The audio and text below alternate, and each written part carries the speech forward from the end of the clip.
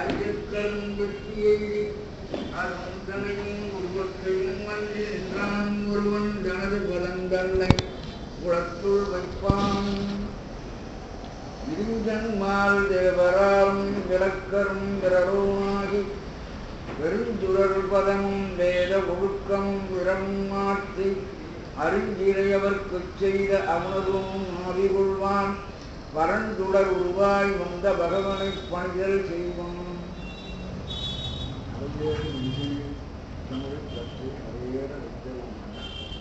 ஓயேறும் செஞ்சம் பன்னூர் வழக்கம் சீர்நாடு அந்தழ்த்தாள் சிந்தித்தார். ஞானமான நடராஜ பெருமானுடைய பரமனினாலே நூற்றாண்டுகளுக்கு மேலாக திருமண்டத்தில் புறந்தொழில் வருகின்ற புறவர்களுக்கும் இயம்பர்கள் அனைவருக்கும் என்னுடைய அன்பார்ந்த வணக்கம். 9வது பாடல் இன்றைக்கு நாம் பார்க்கிறோம்.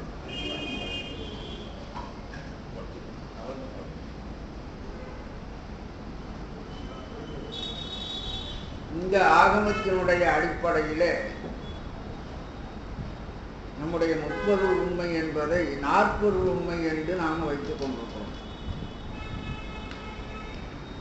பதிபசுபாசம் என்கின்ற முப்பொருளிலேயும் பதி என்பதை தடத்த சிவன் சுரூப சிவன் என்று 2ஆக பிரித்து தடத்த சிவனை பதி எனவும் சுரூப சிவனை சிவம் எனவும் வழங்குகின்ற வழக்கம் இந்த ஆகமத்துக்குரியது என்று முதல்லையே நமக்கு சொல்லியிருக்கிறார். ஒவ்வொன்றாக அவற்றினுடைய இயல்பு சொல்லிக் கொண்டு வருகிறவர் பதிப்பொருளின் இயல்பு என்ன என்பதை சென்ற பாடல்ல நமக்கு சொல்லியிருக்கிறார். அதைத்தான் நம்ம படித்திருக்கோம். அஞ்சொழில் செய்கிற பெருமான் அப்படின்னு சொன்னா இந்த பெருமானை பதி என்று சொல்லுவதா சிவம் என்று சொல்லுவதா? அதை சாஸ்திரத்திலே பதி என்று சொல்வார்கள். உண்மையில அதுவும் சிவன் தான். அதனால்தான் அந்த பாட்டில் சொல்லும் பொழுது பதி என்று சொல்லக்கூடிய பரமன் என்று எழுதுகிறார். நீங்க இது வேறு ஒன்று நினைச்சிடக்கூடாதுன்றதுக்காக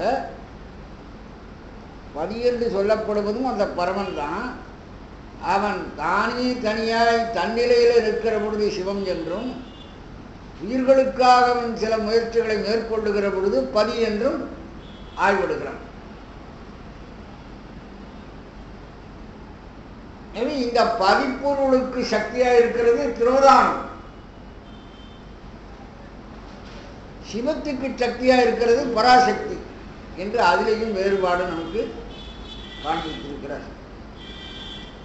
இந்த அடிப்படையிலே தான் சிவத்தினுடைய அதாவது சொரூப சிவத்தினுடைய இலக்கணத்தை ஒரு பாடல்ல சொல்றார்.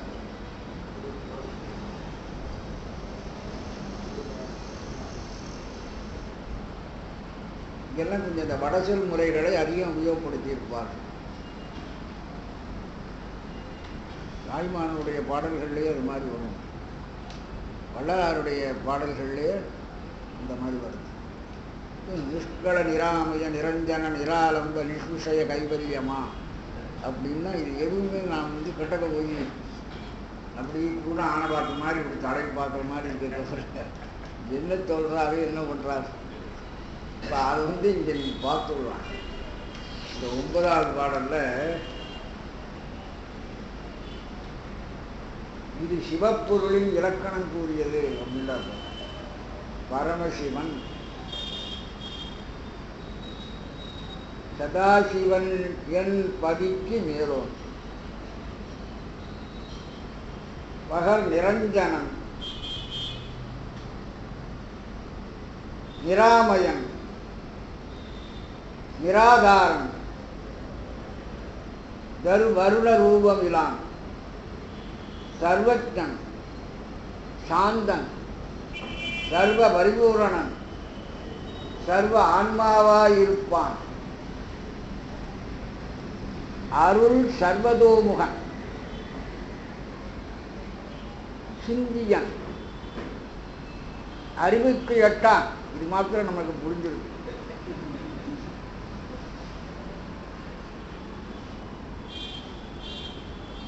அதிசூக்குமன்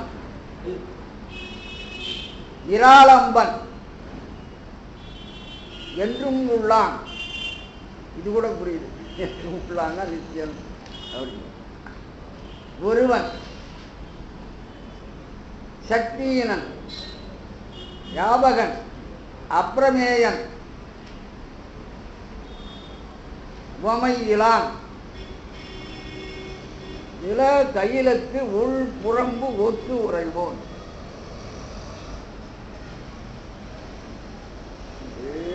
கூட்டா சங்கிலி தொடர் மாதிரி சொல்லிவிடாம அங்கங்கே விட்டு சொல்றதுனால சிறு சிறு தொடர்களாக அது அங்கங்க முடிக்கும். ஒரு பொருளுக்கு பல பெயர் சொல்லுவது போல சிவ இலக்கணங்களை பல பெயராலே நமக்கு அழைத்து காண்பிக்கும். பரமசிவன்,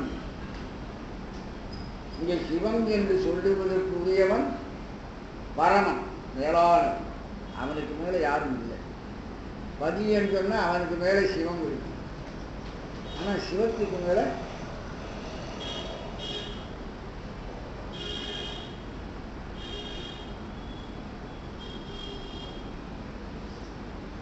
சைவத்தின் மேல் சமயம் வேறில்லை, அதில் சார் சிவமாம் தெய்வத்தின் மேல் தெய்வம் இல்லை. அதுதான் இங்கே சிவம் என்பதனுடைய சுரூப இலக்கணம் சொல்லுகிற பொழுதே இவர்கள் சொல்லிவிடுகிறார்கள். தனக்கு மேல் பொருள் ஒன்று இல்லாதது எதுவோ அதுதான் சிவம். சிவத்தினுடைய பொருள்களிலேயே இருந்தாலும் கூட அதுக்கு மேல ஒன்று இருந்ததுன்னா அது சிவம்னு சொல்ல முடியாது. இப்ப சதாசிவன் நீங்க சொன்னீங்கன்னா இந்த சதாசிவனுக்கு மேல ஒரு சிவம் இருக்கிறது. அதனால சதாசிவனை தனக்கு மேலில்லாத ஒரு சிவம் என்று கொண்டாட முடியாது. அது அந்த சிவமே தான் இந்த சதாசிவன். இருந்தாலும் சிவம் என்பது சுரூப நிலையிலே அது ஒன்று இருக்கிறபடியினாலே சதாசிவனை பதிப்பொருள் என்று அப்படி சொல்லிவிடுகிறோம். அதுதான் இங்க சொல்றார் பரமசிவன். இந்த சந்தேகம் சதாசிவனை குறைவா நினைச்சிட போறாங்க அப்படின்றதுக்காகத்தான் போன பாட்டில் பதி என்று சொல்லுவதற்குரியவனாகிய பரமன் என்று எழுதினார். இது வேறில்லை, அது வேறில்லை. உயிர்களோடு தொடர்பு படுகின்ற காரணத்தினாலே அந்த சிவன்தான் பதி என்று அழைக்கப்படுகிறது.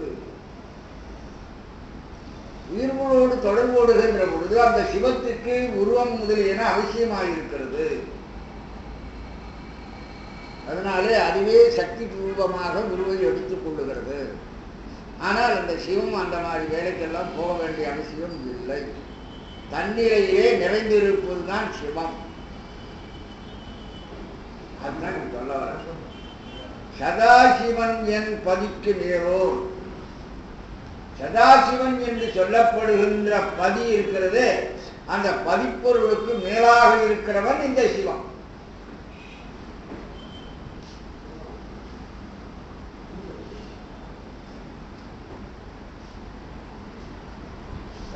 சதாசிவன் என் பதிக்கு மேலோ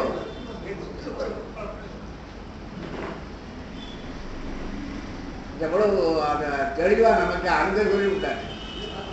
பதியனவே தொடர்புரிய பரமன் என்று அங்க சொன்னார். அவனை சதாசிவன் என்று சொல்லி முடிச்சிருக்கார் அந்த பாட்டுல. இப்ப அதையே தான் வாங்கி சொல்றார். சதாசிவன் என் பதிக்கு மேலோ, சதாசிவன் என்று அழைக்கப்படுகின்ற அந்த பதிக்கு மேலோனாக இருக்கிறவன் அவன் தான் சிவன்.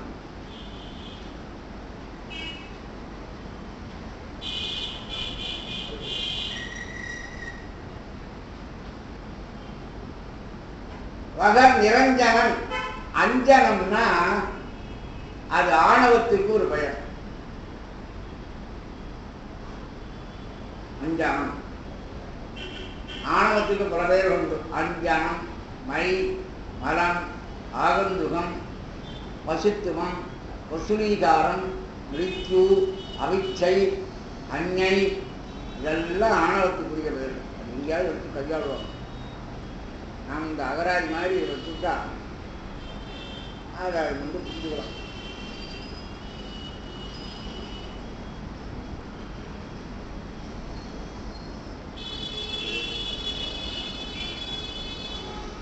அது நாம் வந்து ஒரு இதுவே பண்ணிக்கணும். சைவ சித்தாந்த சொல்லடங்கு என்று இன்னைக்கு ஏற்படுத்தணும். அந்த வேலையை ஒரு சமயத்தில் ஆரம்பித்தேன் நான் 25 வருஷங்களுக்கு முன்னால். இந்த திருவாரூர் ஆதித்த டிஎஸ் சிவசுப்ரமணியம்னு இருந்தார். இதையே நீங்கள் பண்ணிட்டு இருக்கிறீங்க, இந்த மடத்தில் இது பண்ணுறாங்க அப்படின்னாரு. யாரும் எதுவும் பண்ணலை, போச்சு. கலங்கியம் கூட கொண்டு வந்திருக்கார் அவர். அதனால அதுலேயும் நாம் எதிர்பார்த்த அளவுக்கு சித்தாந்த சொற்களை புரிந்து கொள்ளக்கூடிய அளவுக்கு ஒன்றும் பாயம் தெரிஞ்ச விஷயங்களை தான். இப்போ கூட நீங்கள் வந்து இந்த சில பதிப்பு நூல்களில் பார்த்தீங்கன்னு தெரியும், உங்களுக்கு ஏதாவது சந்தேகம் வந்து அதில் போய் பார்த்தீங்கன்னா அந்த இடம் வரைக்கும் பிளாங்கான விட்டுருப்பாங்க.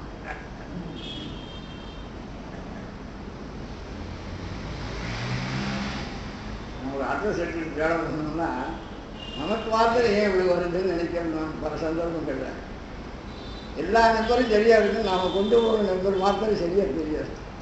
அது அங்கே இங்கே அடைய வேண்டியதாக இருக்காங்கன்னா இது உரை என்ன, இந்த சொல்லுக்கு உரை என்ன அப்படின்னு சொல்லி பார்க்கணும். முக்கியமாக இருக்கல இதில் கொக்கரை அப்படின்னு வந்தது. சரி, கொக்கரை என்று சொல்லிக்கு என்ன பொருள் அப்படின்னு பார்க்கணும். சாதாரணமாக இறைவன் வந்து ஆடுகின்ற ஒரு ஆட்டம், அது நடனம் அப்படின்றதெல்லாம் சரி, தவிர வேறு ஏதாவது பொருள் இருக்குமா? பின்னால் அந்த அரும்பது அகராதின்னு ஒன்று இருக்கு நம்முடைய தேவார பதிப்பில், தருமபுரம் தேவார பதிப்பில். அது துரோகமாக எடுத்து பார்த்துக்கலாம், ஏதாவது எழுதிப்பாங்க. முத்து சுருவாருன்னு வடிவல் முறையோட அது இந்த குறிப்புரை எழுதினவங்க. அதனால் அவங்க ஏதாவது எழுதியிருப்பாங்க. பாரு கொக்கரை அப்படின்னு போட்டு 252வது பதிகம்.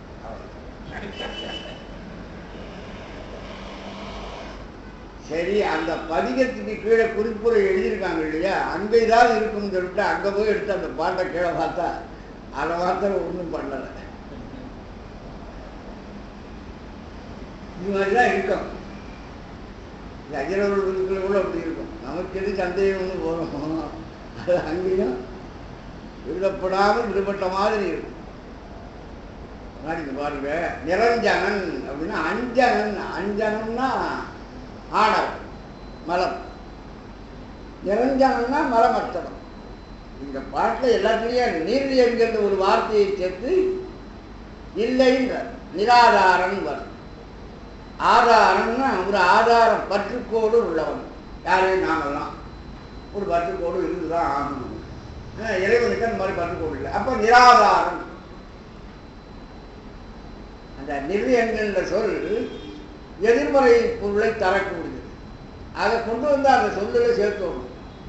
அதை பிரித்து விட்டு மீறி இருக்கிறத பார்த்தா நமக்கே பிடிக்கும். அது சிரமப்பட வேண்டிய அவசியம் இல்லை. ஊழே அப்படிதான். நீரஞ்சனன். அஞ்சனன் என்றால் மலம் உடையவன், ஆணவ மலம் உடையவன் அர்த்தம். யாரையும் நாமெல்லாம் அஞ்சனன் தான். ஆனால் இறைவனோ நிரஞ்சனன், இந்த மலம் இல்லாதவன், இயல்பாகவே பாசங்களில் நீக்கியவன். எண்குணத்தில் ஒன்று, அதான் நிரஞ்சனன் நான் சொல்றேன். அந்த இடத்துல பாசங்களில் நீங்கியவன் சொல்லாம இயல்பாகவே.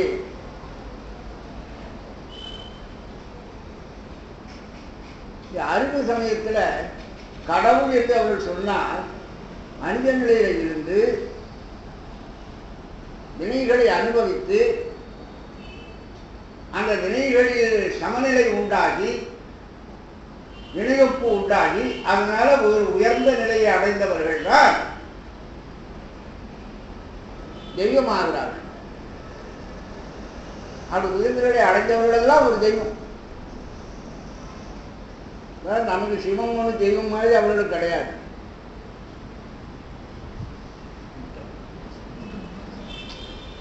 எல்லாரும் தெய்வம்.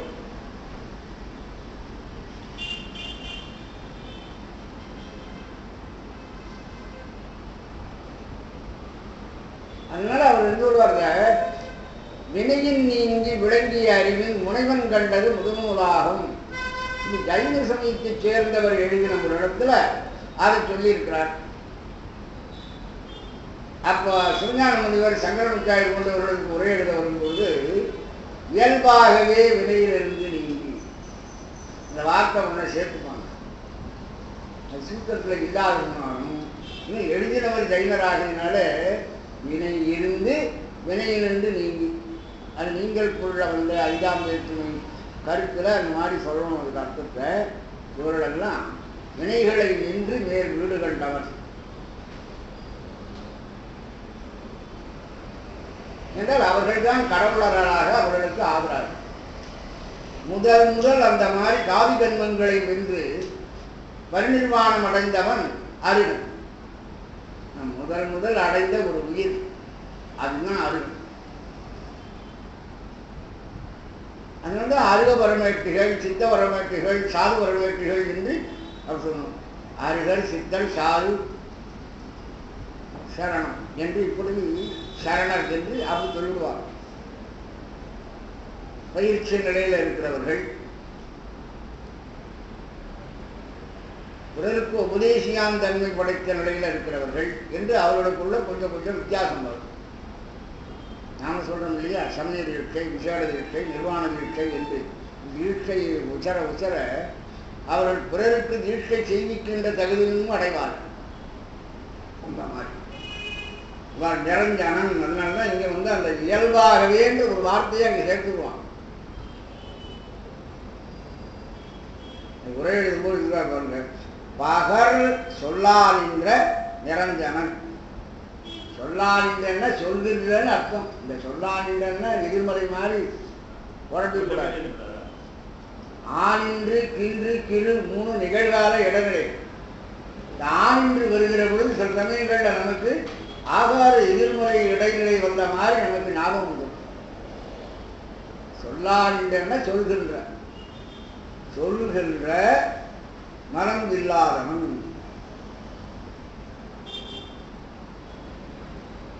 அடுத்தபடி பார், நிராமயம். அது எப்படி பிரிப்பீங்க? அந்த நிற பிரிச்சுங்க. மீதி இருக்கிறது என்ன? ஆமயம். ஆமயம்னா நோயின்னு அர்த்தம். ஆமயம்னா நோய் உள்ளவன் அர்த்தம். இந்த நிராமயம்னா நோய் இல்லாதவன். நமக்கு அவனுக்கு இருக்கிற வேறுபாடு தான். இன்ப துன்பங்களே நோய் தான். அது துன்பம் தான் நோய்னு நினைக்கூடாது, இன்பமும் நோய் தான்.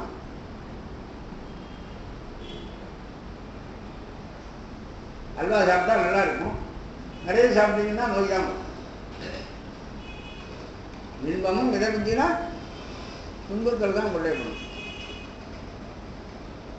அதனால்தான் உங்களுக்கு அங்கே ஆமயன் அப்படின்னா நிராமயன்.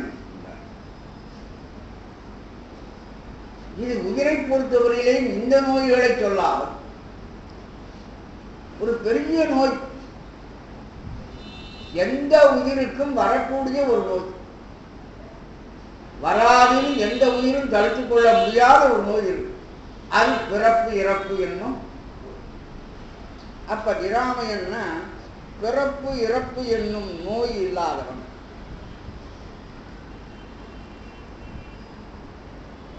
அமையன் என்ற சொல்லுக்கு நோயுடையவன் என்று பெயர். அதனால அப்படி அர்த்தம்.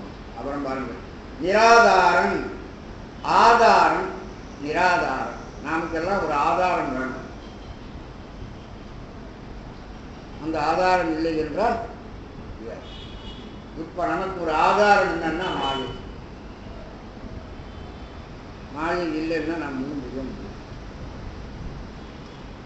பேர் வச்சிருக்கோம் நாம. அது என்ன மாயன்னா என்ன? இந்த உடம்பு, கருவிகள், மற்ற பொருள்கள் இதெல்லாம் தான் மாயை. இந்த மாயை என்பதை ஒரு ஆதாரமாக வைத்துத்தான் உலகிலே இந்த உயிர் வாழ்ந்து கொண்டிருக்கிறது.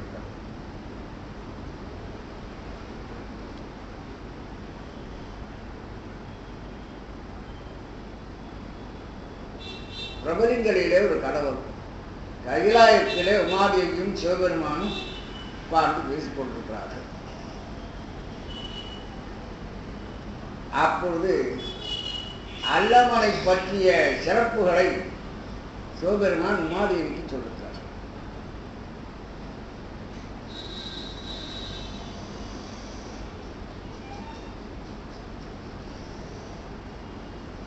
அப்படி சொல்லுகிற பொழுது அல்லவன் யாராலும் காண்பதற்கு அரியவன்,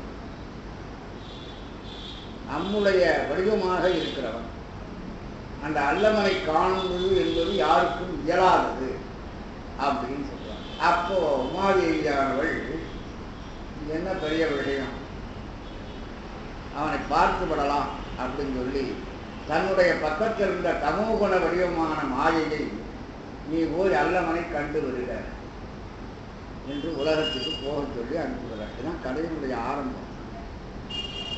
இந்த மாயை முதல்ல வருவது. அவன் தாமத குணத்தினுடைய வடிவமாக இருக்கிறவள். அடுத்தபடி இரண்டாவது ராஜச குணத்தினுடைய வடிவமாக இருக்கிற விமலை என்பவள் அல்லவனை பார்ப்பதற்காக வருவார். மூணாவதாக சத்துவ குண வடிவமாக இருக்கக்கூடிய அக்கமாதேவி என்பவள் அடுத்தது. இதெல்லாம் அந்த கதையில சொல்லுவோம்.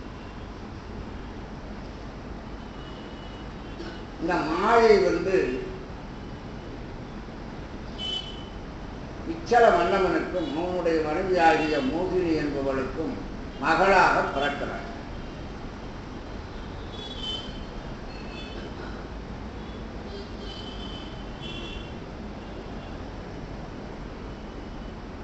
அவளுக்கு சிவ வழிபாட்டிலே மிகுந்த விருப்பம் இயற்கையாக உண்டாகும். அதனால அவள் தினந்தோறும் சிவபெருமானை வழிபடுகின்ற தன்மையில் இருக்கிறார்.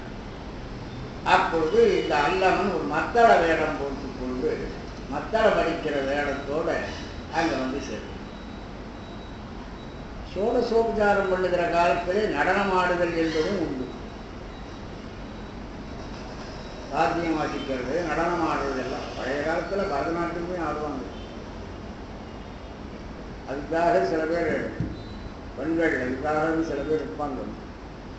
பரதநாட்டியம் ஆடுறதுன்றது கோவிலில் ஒரு முறையில் இருப்பாங்க. அதோட தட்டெடுக்கிறவர்கள் என்று அப்படி சொல்றது வழக்கம். இவள் அந்த நடனம் ஆடுகிற பொழுது இந்த மத்தளக்காரனாக அலம பிரபுதேவர் வருகிறார். மத்தளம் அவரை அந்த ராஜகுமாரியாகிய மாயை பார்க்கிறார். அவர் வெறும் அவருடைய ரூப லாவண்யத்தை பார்த்து அவளுக்கு ஒரு ஆசை உண்டார். தன்னை எரியாமல் அவன் மேல் உண்டாகிய ஒரு காதலை அவளால் தடுக்க முடியவில்லை. அவளுக்கு அவர்தான் அல்லவன் என்று தெரியாது. ஏனென்றால் அவள் இந்த உலக நிலையில இருந்து கொண்டிருக்கிறாள், அரசனுடைய மகள் என்கின்ற முறையில. அப்போ தன்னுடைய காதலை தோழி மூலமாக அவளுக்கு தெரியும். அப்போ அவன் சொல்லுகிறான், அந்த அலவன் சொல்லுவான்,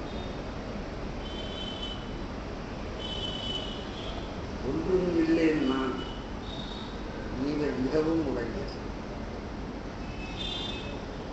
ஒன்றும் இல்லாதவன் நான். இதன் சேடையில சாஸ்திர முறையில் சொல்லப்பட்டது. இன்னும் சிவபெருமான் இருக்கு. ஒன்றும் இல்லைன்னு நான், நீங்கள் மிகவும் உடைந்தது. மருசர் வெந்தி அரசன் புல மடந்தை ஜாதி எரியாவில்லைன்னு. சிவபெருமான் என்ன ஜாதி? சிவபெருமான கும்பிடுறவனெல்லாம் ஜாதியை வச்சுட்டு அடிச்சிடும்.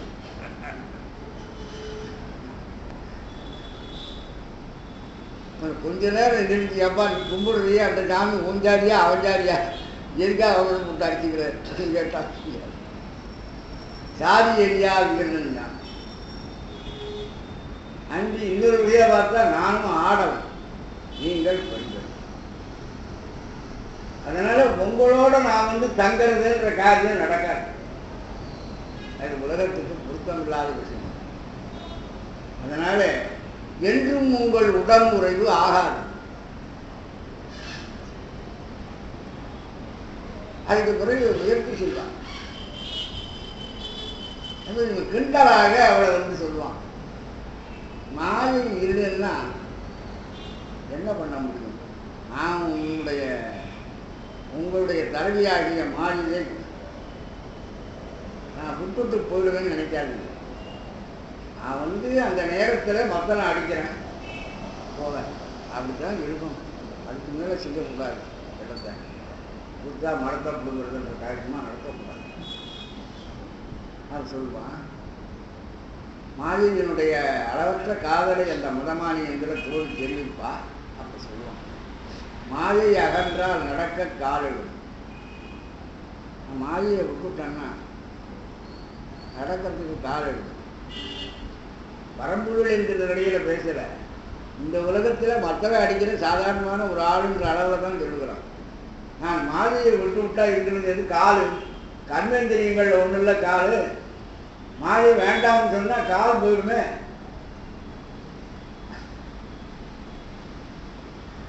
கை காலு இதெல்லாம் கர்மேந்திரியங்கள் தானே. வாயுடை மாற்றம் ஒன்று உண்டோ? பேச்சு வருமா? ஒவ்வொரு விஷயமும் கூட மனம் வருமோ? ஒரு விஷயத்தை அனுபவிக்கிறதுக்கு சோயோடி ஊரோசை நாட்டம் என்கின்ற அஞ்சில ஏதாவது ஒரு விஷயத்தை அனுபவிக்கணும்னு சென்றால் அதுக்கு மனம் வந்தால் தானே அந்த அனுபவிக்க முடியும். மனம் கூட செய்யலைன்னு சொன்னால் பொய் மாத்திரம் பார்த்துன்னு இருக்கும், அவ்வளோதான். அதை பற்றி சுகதுக்கங்கள் உயிருக்கு வராது. மனம் கூட செயல்பட்டால் தான் சுகதுக்கம் உள்ள வரும். ஒவ்வொரு விடயம் குண மனம் வருமோ? பொருந்தூரும் பகல் இரவு உழவோ? மாயை இல்லைன்னா பகல் இரவு என்கிற காலத்துவமும் கிடையாது. கண்டனம் என எரை ஒருவர் நீயறி உரை இங்கு உரைப்பவர் உளரோ நேரிடால் எண்டனம்.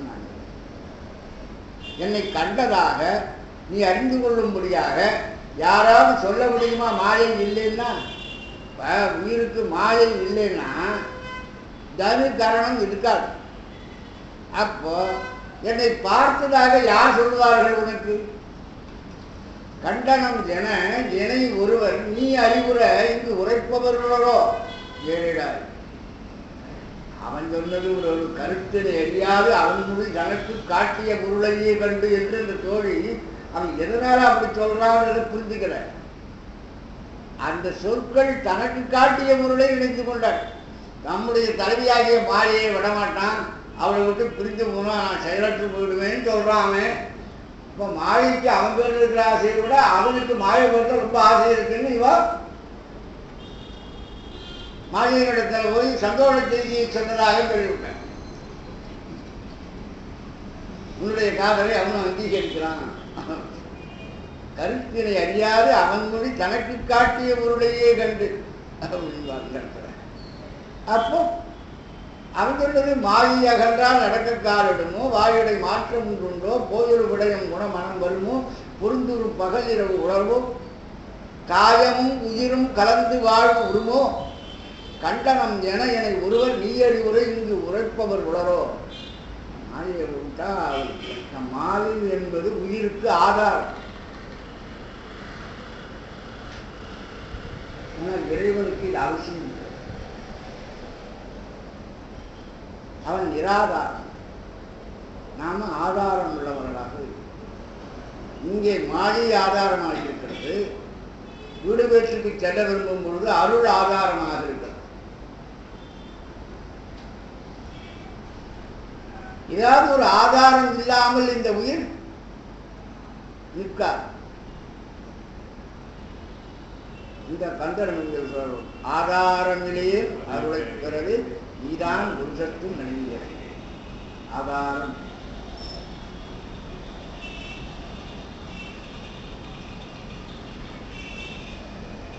எனக்கு பற்றுக்கோடு இல்லை. இப்ப நீதான் என்ன பிடிச்சுக்கணும். அதுதான் உங்களுக்கு ஆதாரத்தை பற்றி கொள்ள வேண்டும் இந்த உயிர். அப்பதான் இந்த உயிராலே எதையும் செய்ய முடியும். உலகத்தில் வாழ்வதற்கும் ஒரு பற்று தேவை, உலகத்தை கைவிடுவதற்கும் அதுக்கு ஒரு பற்று தேவை. அதானே சார்ந்ததன் வண்ணமான தன்மையை சொல்றீங்க.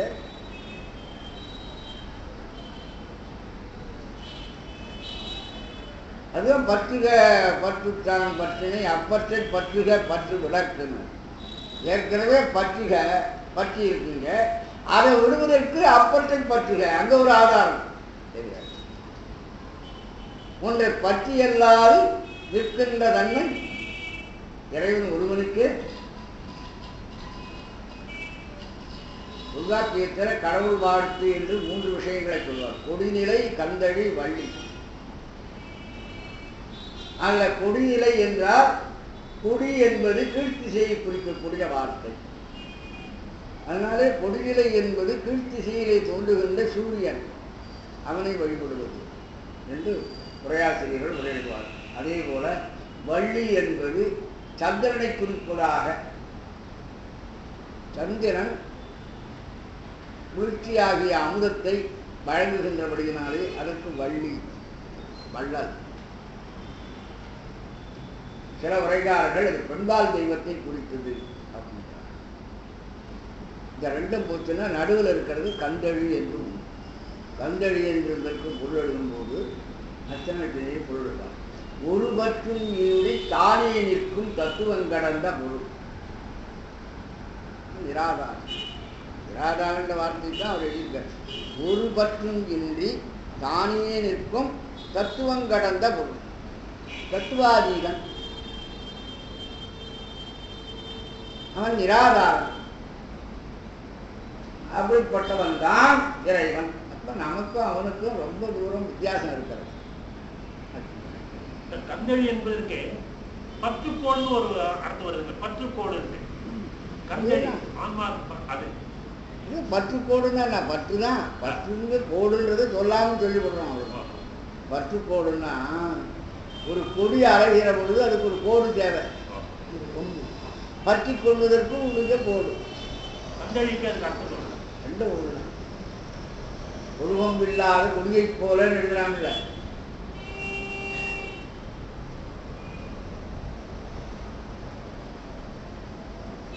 அடுத்தது பாரு. நிராதாரன், தனக்கோர் ஆதாரம் இல்லாதவன், தரு வருண ரூபம் இல்லான். வருணம் என்பது வர்ணம். அது பாட்டுக்காக வருணம்னு எழுதினார். வட சொல்லை தன்படுத்துகிற முறைக்காக வர்ணம். வர்ணம் என்பது உண்மையில வண்ணம்.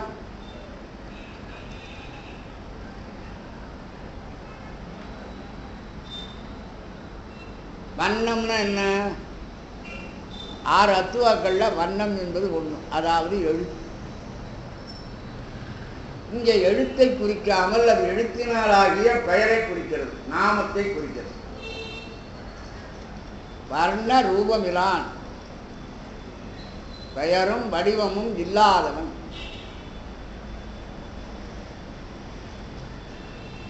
கந்த புராணத்தில் கூறிலான், குணம் குறியிலான், முன்னிலான், உரைக்கும் பேரிலான்.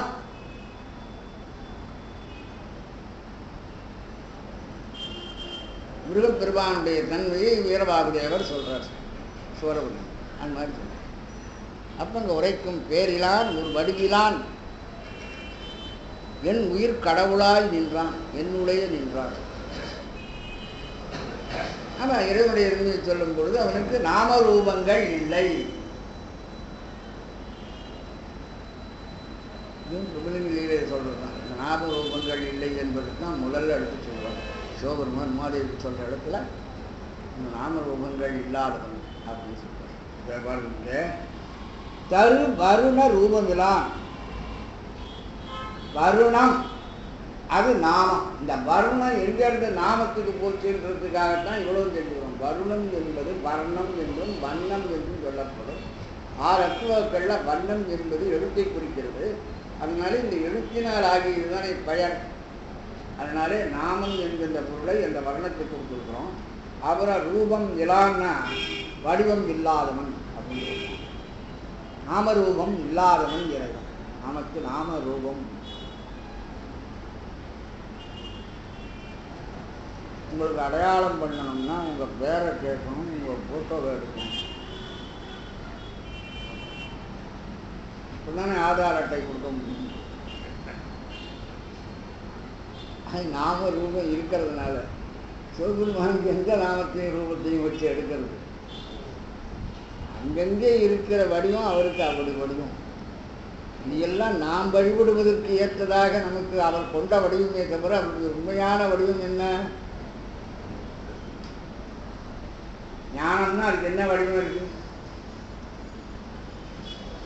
அது மாதிரி தான் ஞானந்தான் உருவாகிய நாயகன் இயல்பு ஞானம் நீயுமாய் உரைக்கும் என்றாலது அழிதோ சிங்கமுங்க சோழன் பார்க்க ஞானந்தான் உருவாகிய நாயகன் ஞானமே இறைவனுக்கு வடிவம்.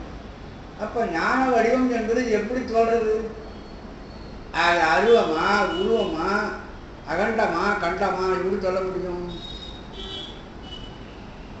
தருவருண ரூபமிலான். இந்த நாமமும் ரூபமும் எப்படி கிடைக்கிறது? தரு எது தருகிறது? மாயை தருகிறது இல்லையா? மாயை உங்களுக்கு உடம்பு கிடைச்ச பாடுதான் உங்களுக்கு பேர் இருக்க முடியும். இல்லைன்னா பேர் எப்படி வரும்? வடிவம் எப்படி வரும்? போச்சு போருடைய அப்படிங்க வடிவம் எப்படி வருதுன்றதை பற்றி அவர் அழகாக சொல்லுவார். மாயையின் உதவி இல்லாமல் உடம்பு இல்லை. உடம்பு வந்தாதான் வேர் வரும், வடிவம் ஒரு ரூபம் வரும். நமக்கு ஒரு படம் எடுக்கிறோம்னு சொன்னா உடம்புக்கு எடுக்கிறோமா உயிருக்கு எடுக்கிறோமா? உடம்புக்கு தானே எடுக்கிறோம். உடம்பு தான் இப்படி இருந்ததுன்னு எடுத்து காமிக்கிறோம். இந்த உடம்புலாம் அப்படி எல்லாம் அவங்க உடம்பு. உயிர் பரம்பொருளோடு உள்ளா போயிருக்கு.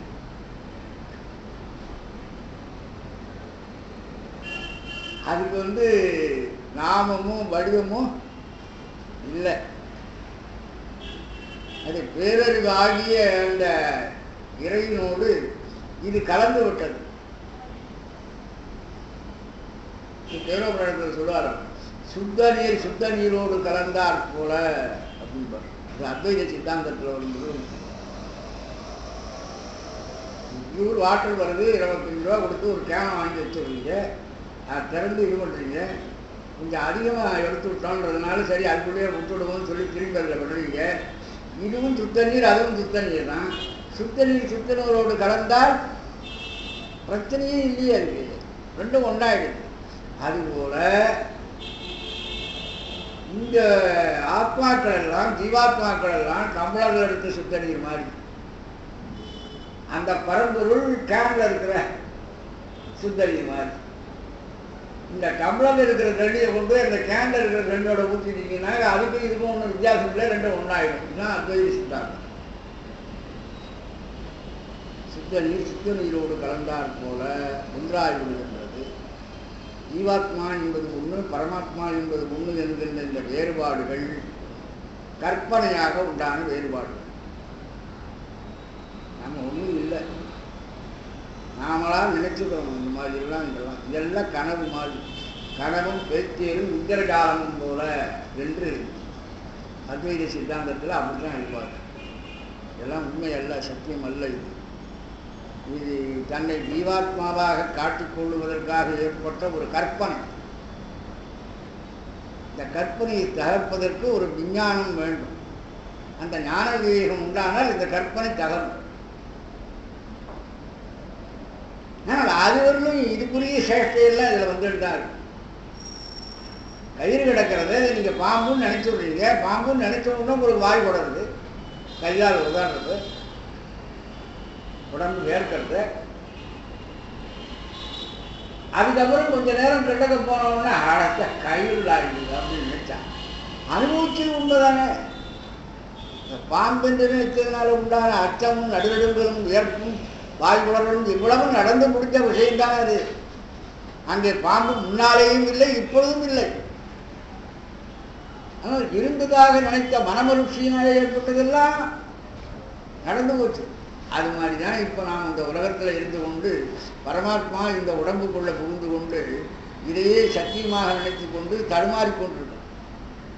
விவேக ஞானம் பிறந்ததுன்னா இது தூக்கி எறிந்து விட்டு நானார் என் உள்ளமார் ஞானங்களார் இருக்கணும். அத்வைத சித்தாந்தம் ரெண்டும் ஒரு மயிரழ வித்தியாசம் அவ்வளோதான். சைவ சித்தாந்தத்துக்கும் அத்வைதத்துக்கும் மயிரழ வித்தியாசம். அதனால் நீங்கள் எதுக்கு அத்வைதம் தான் வேணுமா சைவ சித்தாந்தம் வேணுமான்னு அடிச்சுக்க வேண்டியதுன்னா அவரும் சொல்றார் 6 பூஜை பண்ணுங்க, சட்சமயங்களை வைத்து 6ஐயும் பூஜை பண்ணுங்கன்றார். அவருக்கு தான் நாமே பரசிவம் என்று தெரிந்து போயிருக்கு, அவருக்கு பூஜை பண்ணி சொல்லணும். அதுக்கும் அது அவசியமாக தான். தானே பரபிரம்மம் என்று நினைக்கக்கூடிய அத்வைத சித்தாந்தம் கூட அந்த பரபிரம்மம் என்கின்ற ஞானம் தனக்கு உண்டாவதற்காக இந்த வழிபாடுகள் எல்லாம் செய்து கொண்டுதான் இருக்கும். கர்மானுஷ்டானங்களும் வழிபாடுகளும் அவசியம். இவற்றாலே தான் உயிர் பக்குவமடையும், தன்னை பிரம்மமாக உணரும். நாம் இறைவனை அடைவதற்கு அதை வழிபாட்டை மூலமாக சொல்லணும். அவர்கள் தன்னை இறைவனாக உணர்வதற்கு அந்த வழிபாடு அவசியமாக இருக்கு அப்படின்னு சொல்றோம்.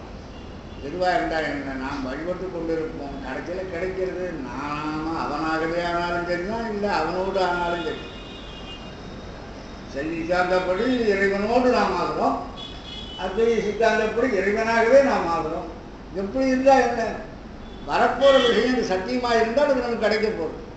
அது இந்த வழிபாடுகளை எல்லாம் நாம் முறையாக செய்து கொண்டிருக்கலாம் இல்லையா? அதுதான் சொல்லுகிறார்கள் ரெண்டு சமயத்தில் இருக்கிறவர்கள். நாம் அதுக்காக இதே நாமே கடவுளாக இருக்கிற பொழுது நாம் இதுக்கு பூஜை பண்ணணும், வழிபாடு பண்ணணும், தியானம் பண்ணணும், யோகம் பண்ணணும் அப்படின்லாம் சொல்லிட்டு இருக்கோம். இதே எப்படி கடவுளாக ஆயிட்டியா? நான் கடவுள்னு சொல்லிட்டதுனாலே கடவுளாகிட முடியாது. சிவபூஜாரத்தில் குருஞான சுந்தரன் சொல்றார், நீ பிரமம் என்றக்கா நீ பிரமம் ஆகினீங்கோ அப்படின்னு கேட்கிறார். நெருப்பென்றால் வாய் சுடுவோம், நெய்வாந்தேல் கட்டி கருப்பென்றால் தித்தியாக காணி, நெய் பால் தேனு கரும்பு கட்டி அப்படின்னு சொல்லிட்டீங்கன்னா வாய் திட்டிக்குமா? அதை கொண்டு வாயில போட்டால் தான் திட்டிக்கும். வெறுமனே சொல்றதுனால நீ பிரம்மம்னு ஒன்று சொல்லிக்கொண்டே இருக்கிறதுனால நீ பிரம்மம் ஆகிட முடியாது. அதல்ல இங்கே சொல்லப்பட்ட ஞான விவேகம். பட்டுன்னு கட்டி தெரித்த மாதிரி வரணும் அந்த நினைவு. பிறகு எதை பார்த்தாலும் இறைவனாக புரியும். அந்த நிலை வரத்துக்கு எவ்வளவோ மாறுதல்களை அடைபடுகிறார். அதுதான் வருண ரூபங்களா.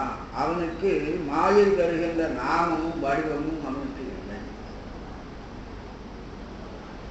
சர்வஜன், எல்லாம் அறிவன், இருந்த இடத்திலிருந்து எல்லாவற்றையும் அறிவன் சர்வஜன்.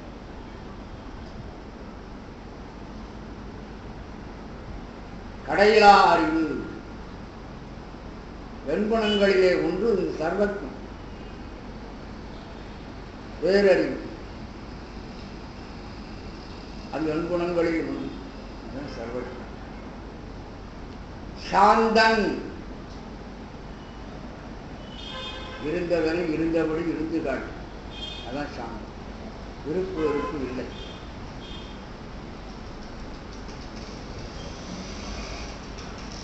சில இடங்களில் அவர்கள் தட்சிணாமூர்த்தியினுடைய ரூபத்தில் இருக்கிற போது இந்த முகபாவம் அப்படி இருக்கும்.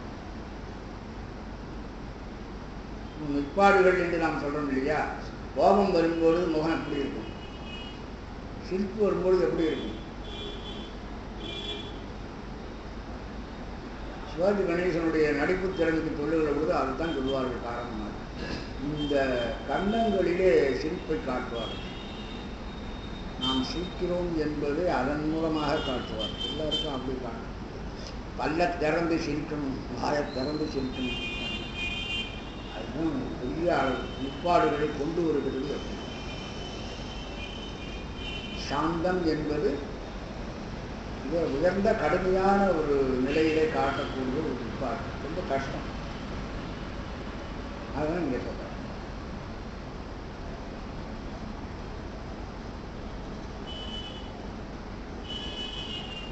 விருப்பு வெறுப்பு என்னும் விகாரம் இல்லாதவன்.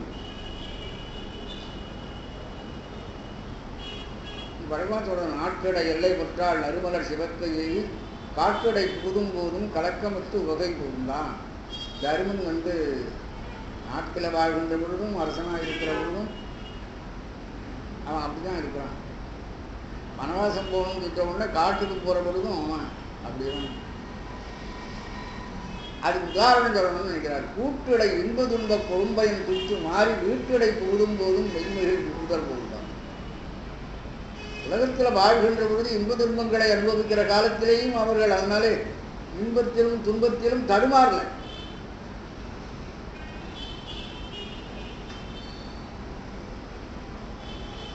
வீடு பேச்சுக்கு போகிற பொழுதும் அதே நிலையில் தான் இருக்கிறார். இதுதான் வீடும் வேண்டா விரலின் விளங்கினார் என்று அப்படிலாம் எழுதி விடுறாங்க.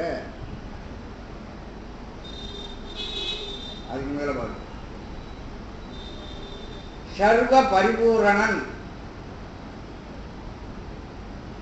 எங்கும் நிறைந்திருப்பவன். பரிபூரணன்னா நிறைந்திருக்கும் அர்த்தம், சர்வம்னா எங்கும். அதனால்தான் ரெண்டாம் பிரிவு எங்கும் நிறைந்திருப்பவன். பரிபூரணனுக்கே அடிமை செய்து வாழ்வோம் பாரதியாசன். பரிபூரணன் என்கின்ற பெயரை இறைவனுக்கு உபயோகப்படுத்தும். இந்த பூரணன் என்கின்ற பெயர் அத்வைத சித்தாந்தத்தில் அடிக்கடி பயன்படுத்தப்படுகிறது. உலகங்களில் அந்த வார்த்தை அதிகம் இருக்கும். அதை இறைவனின் பூரணன் என்று நாம் சொல்லுகிறோம். அது ஒரு பெரிய ஆதார சுருதியாகவே வச்சு சில மதிப்புகளை எழுதி விடுகிறார். பூரணம் என்றால் என்ன? நிறைந்திருப்பது. அப்போ வேற ஒன்று இருக்குன்னு சொன்னா அப்போ எப்படி பூரணமாகும்? கேள்வி. ஆன்மா என்று ஒன்று இருக்குன்னு சொல்லிவிட்டா, உயிர் என்று ஒன்று இருக்குன்னு சொன்னா அப்போ அது இதுக்குள்ள அடங்குறதா, இது வெளியில இருக்கிறதா? அப்ப இதை பூரணம்னு சொல்லும் பொழுது இது ஒண்ணுதான் இருக்கணும். இன்னொன்னு வந்துவிட்டா இது பூரணம் இல்லை.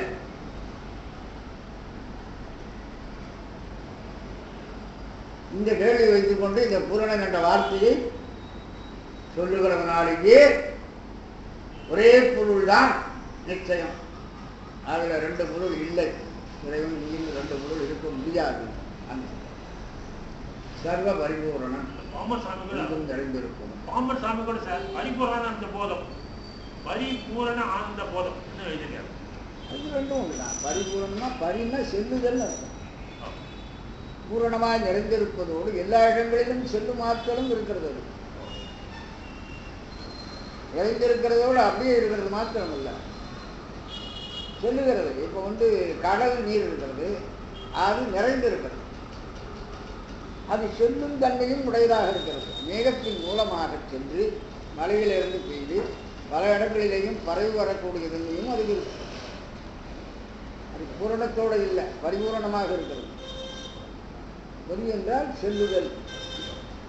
அதுக்காக சொல்ற பரிபூரணானந்தம் என்று சொன்னால் போக்குவரவு புரிய. அதான்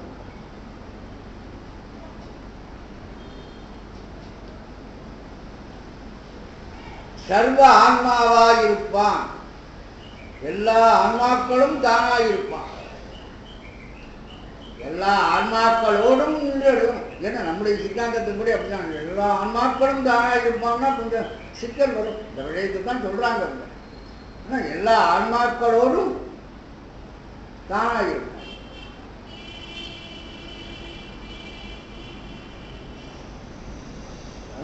தமிழ் சொல்றாரு இல்லையா, யானாகி எண்ணெய் விழுங்கி வெறும் தானாய் நிலை நின்றது தற்பரம். அப்ப எண்ணெய் விழுங்கின்னு சொன்னதுனாலே இவர் தனிப்பொருள். அந்த தற்பரம் ஒன்று முதல்ல இருந்தது.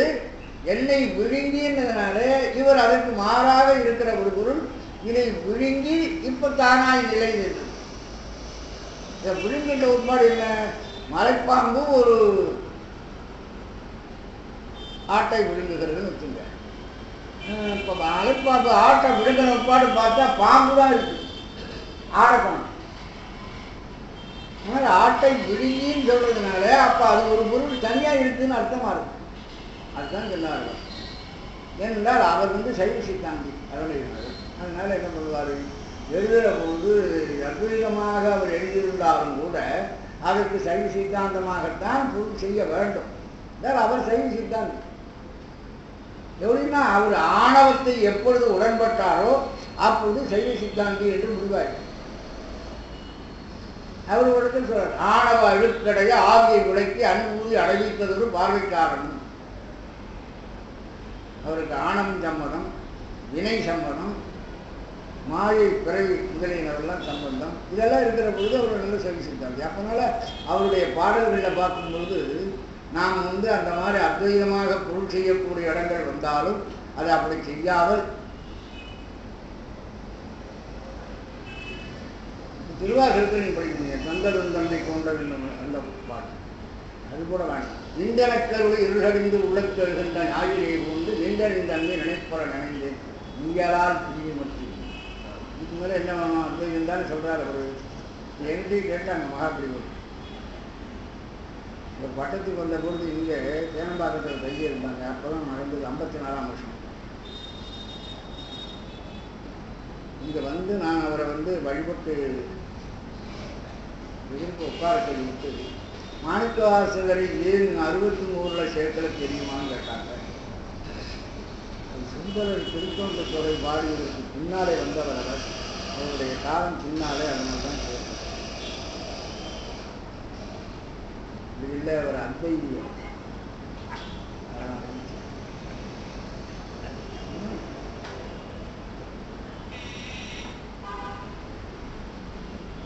நான் திரும்பி ஒரு மருத்துவனாலே பேசினேன். சாமி அத்வைதம்னு சொல்லிட்டோம்னா நம்ம சமயாச்சாரிய பெருமக்களிலே 4 பேரில் ஒருவராக அவரை சைவ சமயம் ஏற்றுக்கொண்டு வழிபட்டு வருகிறது என்று வருகிறேன். அப்போ அவர்கள் சைவ சமயாச்சாரியர்கள் என்றுதானே அழைக்கப்படும். சைவ சமயாச்சாரியர் என்று எல்லாரும் சொல்லுகிறார்கள். ஆனால் அதுக்குரிய மரியாதையை அவருக்கு தராமல் அவர் அத்வைதி என்று கருதி ஒதுக்கி இருக்கிறார்கள். திருவாசகத்தில் அத்வைதம் இருக்கு ஒன்றும் தெரியுமா? நான் வேற சிவமாக்கி இணையாண்ட என்ற இடங்களை எல்லாம் சும்மா சொன்னேன். இதெல்லாம் இல்லை, தெளிவான ஒரு அத்வைதம் இருக்கிறது. நல்ல அத்வைதத்தை பற்றி சொல்றாங்க. கொஞ்ச நேரம் வெளியில சில பூக்குகளை காண்பித்து விட்டு அப்புறம் நான் அந்த பாட்டை சொன்னேன். அதான் இன்றென கருது இருளடைந்து உள்ளத்து எழுகின்ற ஞாயிறை உண்டு நெல்லறிந்தன்மை நினைப்பற நினைந்தேன் நீயலால் பிரிந்து முற்றிவிட்டு சென்று சென்று அணுவாய் தேங்கி தேங்கி ஒன்றாம் திருப்பெருந்துறையுரை சிவனை ஒன்று நீ இல்லை அங்கு ஒன்று இல்லை யாரும் நீ அறியிருப்பாங்க. அணுன்னா என்ன அர்த்தம்னு கேட்டாங்க. அணு என்றால் உயிர் என்பதுதான் செய்தி சித்தாந்தத்தில் சொல்லுகின்றது. என்ன அர்த்தம் இருக்கு? சென்று சென்று அணுவார் தேங்கி தேங்கி உள்ள ஆத்மாக்களாக ஜீவாத்மாவாக போகிறது இந்த பரம்பொருள். பிறகு ஜீவாத்மாவெல்லாம் தேய்ந்து தேய்ந்து சிவனாக தெளிவா இருக்கிறது அத்வைதம். உங்களுக்கு இதை போட்டு குழப்பலாங்க. மாணிக்கவாசகர் சைவ சித்தாந்தி என்று முடிவு கட்ட விற்பாடு அங்கே வருகின்ற விஷயங்களுக்கெல்லாம் சைவ சித்தாந்தமாகத்தான் பொருள் செய்ய வேண்டும். நாம பொருளை கையில வச்சுக்கிட்டா அவரை மாற்றக்கூடாது இடத்துல. அது ரொம்ப எச்சரிக்கையாரு. இன்னைக்கு அந்த மாதிரி தான் பண்ணணும். ராமசாமி கூட பல உரைகள் எழுதியிருக்காங்க.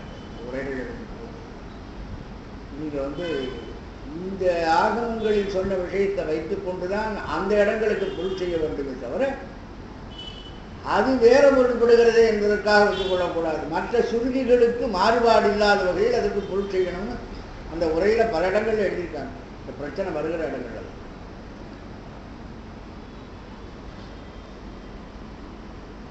எல்லா ஆன்மாக்களும் தானாயிருப்பவன். நம்ம வார்த்தையில அருணைநாதர் பாட்டுல நிறைய வரும். நீ வேறெனாதிருக்க நான் வேறெனாதிருக்க நேரான இன்ப சுத்தி தருவாயே. நீ வேறெனாதிருக்க நான் வேறெனாதிருக்கன்னு என்ன அர்த்தம்? நீ நான் வேறல்ல, 2 பேரும் ஒருத்தர் தான். எல்லாம் நிறைய அந்த மாதிரி இடங்கள் எல்லாம் அவருடைய பொதுவாக அதுக்குத்தான் நூலை படிக்கிற பொழுது அந்த நூல் முழுவதையும் படித்து விட்டு அதுக்கு பிறகுதான் அது ஒரு பாட்டுக்கு அர்த்தம். அப்படி இல்லை, ஒரு பாட்டுக்கு மாத்திரம் அர்த்தம் சொல்லி இவங்க இஷ்டத்துக்கு எதையாவது சொல்லுவாங்க.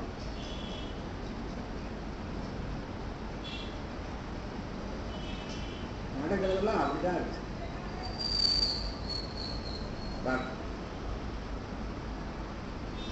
சர்வதோ அருள்முகன். சர்வதோன எல்லா இடங்களிலேயும் அருள்முகன், அருள் பார்வை உடையவன். முகன் என்று சொன்னாலும் அது கண்ணத்தான் குறிக்கும்.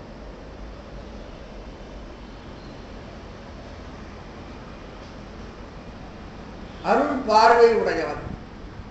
சர்வதோன்னா எல்லாவற்றிலும் எல்லா உயிர்களிடத்திலேயும் அருள் நோக்கம் உடையவனாக இருக்கிறான். அவனுக்கு இந்த உயிர்களில் இந்த உயிருக்குத்தான் நாம் அருள் செய்யணும்னு அந்த வித்தியாசம் கிடையாது.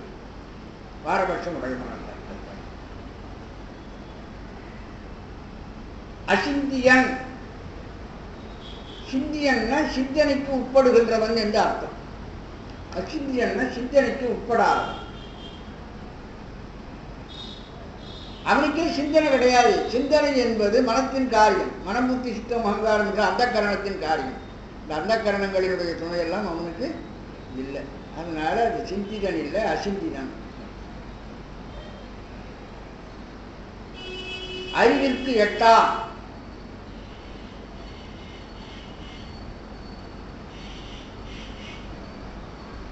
ஞானம் என்கின்ற அவனாலே வருகின்ற அறிவல்ல. அதனால அறிவிற்கு எட்டாவது சொல்ல உயிரறிவிற்கு எட்டாதவன். ஞாபகமாக உயிரறிவுக்கு எட்டாதவன் என்று சொன்னாரே தவிர அவன் அறிவுக்கே எட்டாதவன் சொன்னா அவன் இருந்து என்ன பிரயோஜனம், இல்லாத போது என்ன பிரயோஜனம்? வாக்கு மனாதீதன் எழுதுவாங்க. இறைவனை சொல்லும் பொழுது வாக்கு மனாதீதன், ஆன்மாவுக்கு தனியாக தொடர்றதில்லை. வாக்கு மனாதீத கோஷரன் அப்படின்னு சொல்லுவான். வாக்கு மனங்களுக்கு எட்டாதவன், ஆனாலும் கோஷரன், நம்மால் அடையப்படுபவன், எட்டப்படுபவன் அப்படின்னார். எட்டாதவன் முதல்ல சொல்லிவிட்டு அவரு எட்டப்படுபவன் என்ன அர்த்தம்? அவன் அருளாலே அவனை எட்டாதவன். நம்முடைய மாயில் சம்பந்தமான இந்த வாக்கு மனங்களினாலே அவன் அகப்பட மாட்டான். ஆனாலும் கோசரன் தான். அவன் எட்டவே முடியாதவன் என்று சொல்லிவிட்டா அவர் அவன் இருந்து என்ன பிரயோஜனம்? நான் என்ன பண்ண முடியும்? அவர் மாட்டா அவர் இருக்காரு, அவர் சொல்லியும் நமக்கு அவரால் ஒன்றும் இல்லை அப்படின்னா நாம் அடைய முடியும் அவனை என்று சொன்னால்தான், நமக்கு அவனால் பயன்பெற முடியும் என்று சொன்னால்தான் நாம் அவனை ஆராதிக்க தொடங்குவோம். அவனை பெறுவதிலே நமக்கு ஆர்வம் இருக்கும். அதுதான் சர்வதோ அருள்முகன், எல்லா உயிரிடத்திலையும் அருள்நோக்கமுடையவன், அசிந்தியன், சிந்தனைக்கு அதீதமானவன், அறிவிற்கு எட்டான், உயிர் அறிவிற்கு எட்டாதவன், அதிசூக்குவன், ரொம்ப நுட்பமானவன், முழுகாது முழுகியான் என்று ஞான உலாவில் எழுதுவார். சிறிதாக வேண்டும் என்று கருதாமல் சிறிதாக இருக்கிறவன். சுட்டு வேலை செய்யணும், நம்ம நாம சின்னதாக ஆகணும்னு நினைக்கிறாங்க. இந்த மாதிரி எல்லாம் அவன் நினைக்கிறது இல்லை. இப்படித்தான் ஆகிதான் நாம் ஆகணும்ன்றாங்க. இயல்பிலேயே அவன் நுட்பத்துக்கெல்லாம் நுட்பமாக இருக்கிறான். பரிய பொருளுக்கெல்லாம் பெரியதாக இருக்கிறான். அதுக்காக அதில் பிறவாதே தோன்றினான் என்று முதல்ல ஒரு லிஸ்டை சொல்றார். திருக்கையில ஞானங்களால முதல்ல இறைவனுடைய நன்மைகளை வெளிப்பாட்டுள்ளார். அதில் முழுகாது முழுகினான். அதுதான் இங்க அதிசூக்குவன், நிராலம்பன், ஆலம்பன். ஆலம்பன்னா ஒன்றை பற்றி இருப்பவன் அர்த்தம். நிராலம்பன்னா பற்றி இருக்கக்கூடிய பொருள் இல்லாதவன். என்றும் உள்ளான், நித்தியன், அதுதான் என்றும் உள்ளான், எக்காலத்தும் ஒருதன்மையாக உள்ளது. ஒருவன், ஒப்பற்றவன்.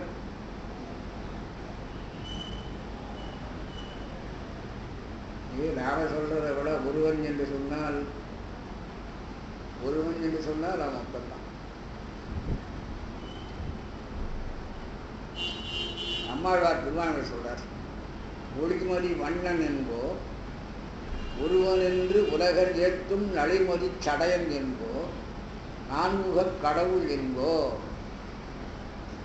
திருமாலே உன்னை ஒளிமணி வண்ணன் என்போ மணிமன்னன் ஆகிய திருமால் அப்படின்னு நான் சொல்லவா, அல்லது சிவபெருமான் என்று சொல்லுவதா, அல்லது நான்முகக் கடவுள் என்று உன்னை சொல்றதா?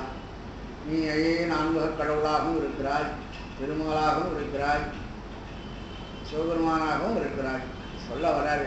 அந்த இடத்துல நான்முகக் கடவுள் என்பதற்கு வேற ஒன்றும் சொல்லலை. ஒளிமணி வண்ணன் என்போ என்று சொன்னால் உன்னை மணிவண்ணனாகிய கண்ணபிரான் என்று சொல்றதா அப்படின்னு கேட்கிறார். ஆனால் சிவபெருமான சொல்லும் பொழுது ஒருவன் என்று உலகம் ஏத்தும் நளிமடி சடையன் என்பவர் சொல்றவர் யாரு? நம்மாழ்வார். அப்ப என்ன அர்த்தம்? இவர்களையும் அறியாமல் சிவபெருமானை ஒருவன் என்று உலகம் ஏற்றும் நளிமடி சடையன் அப்படின்னு சொல்லலாமா? இவருக்கு போய் அவசரப்பட்டு அவருக்கு மாத்திரம் ஒருவன் என்று உலகம் ஏற்றும் சொல்லணும். அனுபவ கடவுளை சாதாரணமாக அடுத்த வார்த்தையில் சொல்லிட்டாரு. அனுபவ கடவுள் என்பவனாரு ஒளிமலை வண்ணன் என்பவன் திருமாலை சொல்லுகிற பொழுது அப்படி சொல்லிவிட்டாரு. அதே மாதிரி சொல்லிட்டு போக வேண்டியதானே. நளிமடி சடையன் என்போன்ற வரைக்கும் சொல்லியிருக்கலாம். ஒருவர் என்று உலகம் ஏற்றும் நளிமடி சடையன்னா இந்த உலகம் இவரை விட்டு ஏற்றுக்கிறதா? இவரையும் சேர்த்து வச்சு தானே ஏற்றுக்கிறது உலகம். உலகம் என்பது 2 உயர்ந்தோர் மாட்டு. அப்படி பார்த்தா இவரும் அந்த கணக்கில் வருவார் இல்லையா? இவரும் ஒருவன் என்று ஒப்பற்றவன் என்று இறைவனை ஏற்றுக்கிறார். யாரை?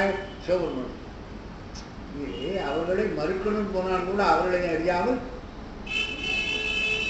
கடைசியில் இது முடிக்கிற பொழுது நிர்வாகி முடிக்கிற பொழுது அயனை அரியை அரணை அலற்றி அழிவின்றி வீடு பெற்ற கருவூர் சடகோபன். திருமாலை தோத்திரம் செய்து நான் விடுபெயரடைந்தேன்னு தான் சொல்லி முடிச்சிருக்கணும். அயனை அரியை அரணை அலற்றி அயர்வின்றி வீடு பெற்ற குருவூர் சடகோபன். இந்த பக்கத்தில் சிவபெருமான விட்டுட்டா என்ன ஆகணும்னு ஒரு துடிப்பு அவர்களுக்கு இருக்கிறத அவர்களை அறியாமல் சில இடங்களில் நாம் பார்க்கணும். என்றும் உள்ளான் எக்காலத்தும் உறுதன்மையாய் இருப்புள்ளவன். என்றும் உள்ளான் எக்காலத்தும் இருப்பது சரி. என்றும் உள்ளான்றதுக்கு அப்படி அர்த்தம் எழுதாமல் நினைக்கிறாரு. பொருள் எழுதும்போது அவர் ஒரு அழகான பொருள் எழுதார். எக்காலத்தும் உறுதன்மையாய் உள்ளான். உறுதன்மையாய் உள்ளான்.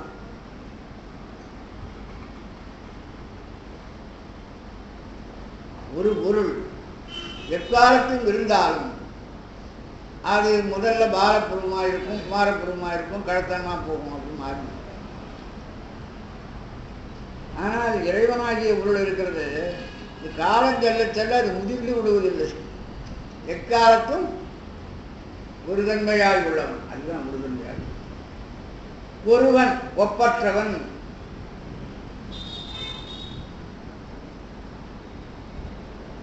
சக்தியினன் அளவில் ஆற்றல் உடையவன். சக்தி உடையவன், ஆற்றல் உடையவன், அளவில் ஆற்றல் உடையவன்.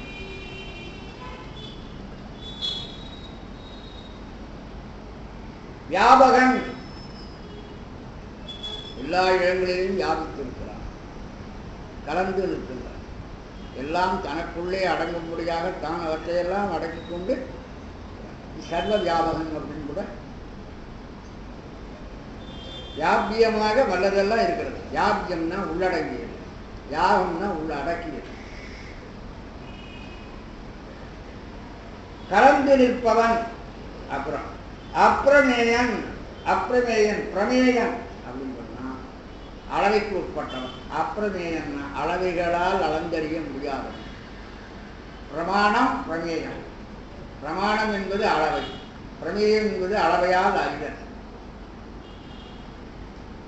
பிரமேயம்னா எடை போட்டு இவ்வளவுன்னு தீர்மானம் பண்ணலாம். ஆனால் அப்பிரமேயம் இவனை யாராலும் இந்த அளவையினாலேயும் அளக்க முடியாது. அளவைகளுக்கு அகப்படாது. உமையிலான். உமைகளில் வைத்து அறியப்படாதவன். அதுக்கு நிகராக ஒரு பொருள் இருந்தால் தானே உமை சொல்ல முடியும்? கிடையாது. அதனால உமைகளில் வைத்து அறிய முடியாது. ஒரேடியா அப்படி சொல்ல முடியாது. அப்போ இறைவனை சொல்றவங்க ஏதாவது ஒரு ஓமி சொல்லி தான் சொல்றாங்க. சிவஞான போதத்தில் மெய்கண்டாரு என்பாக்கள்ல பல ஓமி சொல்லுவார். பல இடங்களில் ஓமியை சொல்லி கொடுத்தான். ஓமியை சொல்லித்தான் அந்த சித்தாந்தத்தை வளர்க்க வேண்டியதாக வேற வழி இல்லை. அப்போ ஓமை இல்லான்னு சொல்றாருங்க. அதுக்காகத்தான் திலதையிலத்து உற்று உட்புறம்பு உறையும். வெள்ளும் நெய்யும் போல சரம் அசரமாகிய எல்லா பொருள்களிலேயும் உள்ளும் புறம்பும் எள்ளும் எண்ணெயும் போல உறைந்திருக்கிறான். ஒரு ஓமையை சொல்லித்தான் அந்த நிலையை விளக்கியிருக்கார். அதனால அதுவே முடிவுன்னு வச்சிட முடியாது. இறைவனுடைய தன்மைக்கு ஏதாவது ஒரு உதாரணமாக சொல்லணுன்றதுக்காக சொல்லப்பட்டதே தவிர எள்ளும் நெய்யும் இருப்பது போல் அல்ல. இறைவன் எல்லா இடங்களிலும் நிறைந்து இருப்பது நமக்கு புரிஞ்சுக்கிறதுக்கு ஒரு வழி சொல்லி வச்சிருக்காரு. அவ்வளவுதான். எள்ளும் நெய்யும் போல சரமசரமாகி எல்லா பொருளும் உள்ளும் புறம்பும் விளங்குபவன். படிக்கும் கோட்பாடுகள் சிறுஞான சித்தியாரிலையும் சிவபிரகாசத்திலையும் இதிலெல்லாம் இந்த அளவுக்கு சொல்லியிருக்கிறார்களா? ஒரே இடத்துல தொகுத்து முறைப்படுத்தி சொல்லுகிறது. ஆகவே சிவம் என்னும் பரம்பொருள் இத்தகையதுதான் அப்படின்றதுக்கு இவ்வளவு சொல்ல வேண்டியதாக இருக்கிறது. நிராதாரம் நிராலம்பனுக்கு என்ன நிராதாரம்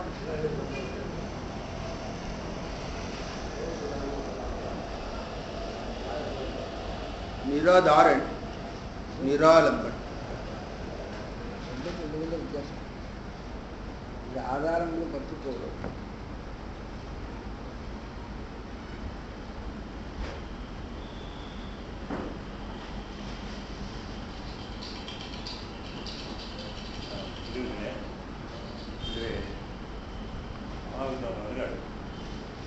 இறைவனுடைய பல நிலைகளை நமக்கு விளக்கியிருக்கிறார்கள். அந்த விளக்கங்களை கேட்கும்போதுதான்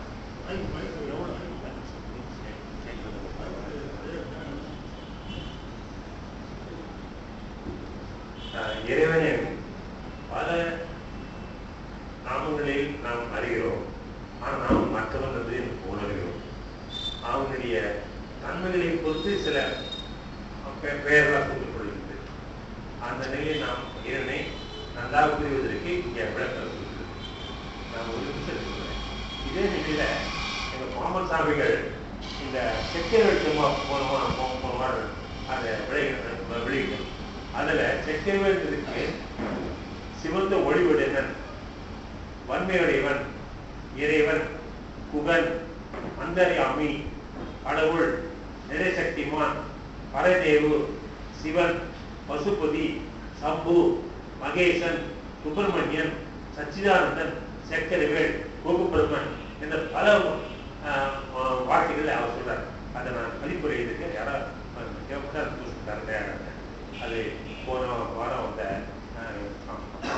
மாதிரில சக்கரவேல் செம்மாவது மிக அறிவான தப்பு அம்சம். அதுல முருகனை பற்றி பல அது கேட்டோன்னு ஐயா பேசும்போது ஞாபகம் வந்தது. அந்த நிலையில நீங்கள் அனைவரும் இந்த மற்ற சில இந்த நூல்கள்லாம் இவ்வளவு விளக்கமாக இல்லை இல்லைங்களா? ஒரே இதுவா இருக்கு. அதனால நீங்கள் அனைவரும் இத மற்ற நூல் இல்லாத இருக்கிறதுனால நீங்க தொடர்ந்து ஒரு திட்டத்தை பயன்பெற வேண்டியிருக்கிறேன். ரெண்டாவது அந்த மறுபடி நினைவூட்டுகிறேன். இந்த ஊட்டியில இந்த 9, 10, 11 இந்த தேதியில மிக அருமையான மாநாடு நடத்திருக்கின்றது. அங்கே அன்றைக்கு நீங்க வந்து தங்கச்சிக்கெல்லாம் நீங்க இலவசமாக இங்க இடம் இருக்கிறது. தனிப்பட்டவர்கள் நீங்க லாட்ஜஸ் தங்க வேண்டியிருக்கணும். இங்க தங்கறதுக்கும் அங்க குளிக்கிறதுக்கும் பார்க்கும் எல்லாம் இருக்கு. 3 நாள் மிக அருமையான விழா நடத்திருக்கிறது. முடிந்தவர்களும் வந்து கலந்து கொண்டு பயன்பெறுமாறுகளை வேண்டி பெற்றுக் கொண்டு இன்றுடன் இந்த நிகழ்ச்சியை நிறைவு செய்கின்றோம். வான்முகில் வளாது பெய்ய மணிவளத்திற்கு மன்னன் போன்கிற அரசு மேலாது உயிர் வாழ்க, நான்மை அறுவல் போங்க, நற்றவிழி மேல்விழி பெறுங்க, மேல்வெளி சைவ நீதி விளங்க உலகமெல்லாம், மேன்மைக்குள் சைவ நீதி விளங்க உலகமெல்லாம், என்னால் இந்த சிவையை போற்றி என்னால் தரும் இறைவாக போற்றி. இது எடுத்து சார்